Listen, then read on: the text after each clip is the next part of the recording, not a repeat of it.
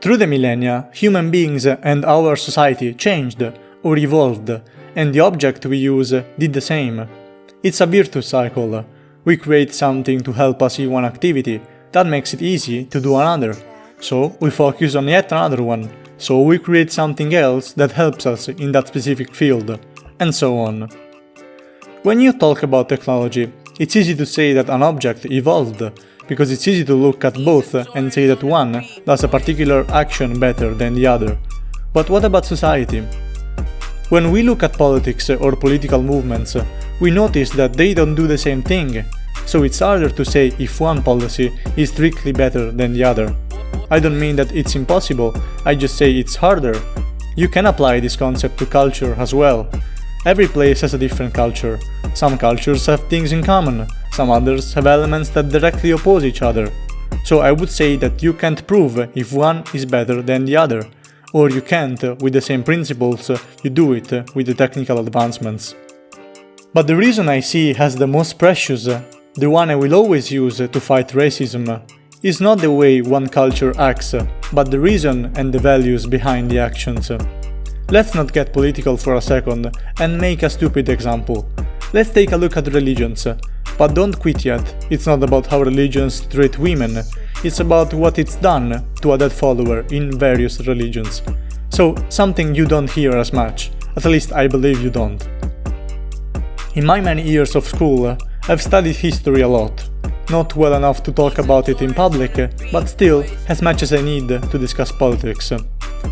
Studying ancient history, I've heard my teachers tell us many stories or legends to help us students get closer to the understanding of the time period we were studying at the moment.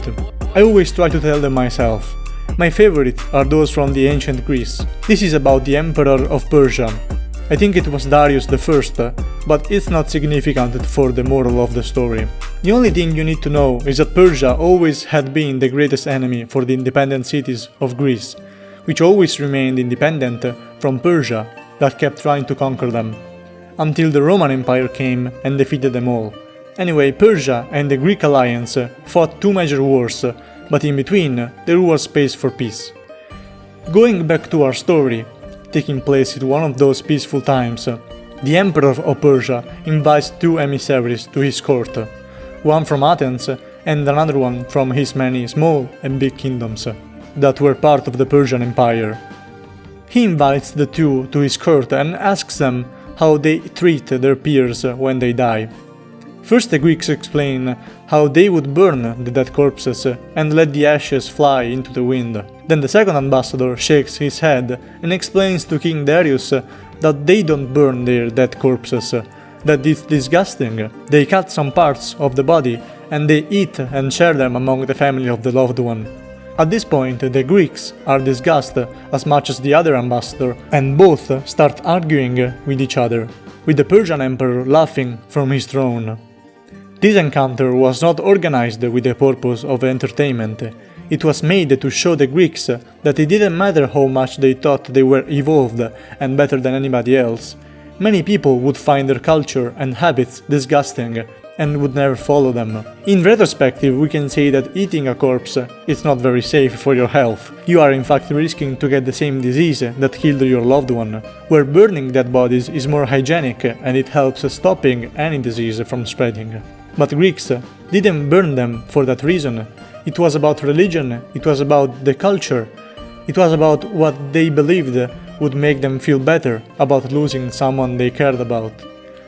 How can you say one method is better than the other? Or at least you can try, but it still depends in what regards. In Western countries, we are used to bury our dead, and neither that is so healthy, even if still less damaging than eating them, of course. And if a third emissary from our today's society was invited at Darius' court, he would have probably provoked the same reaction inside that room. I would go deeper on the subject in another video. For now, I intend to go back on technology. But first, a premise. I have nothing against technology.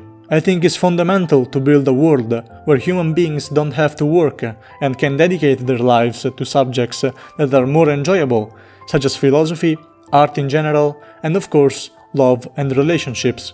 This is why having powerful machines doesn't make us necessarily evolved or better than people with lesser technologies. It's all about what we do with what we have. This ultimately is evolution.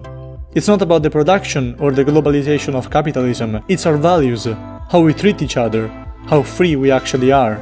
But even then, we don't have all the same principles.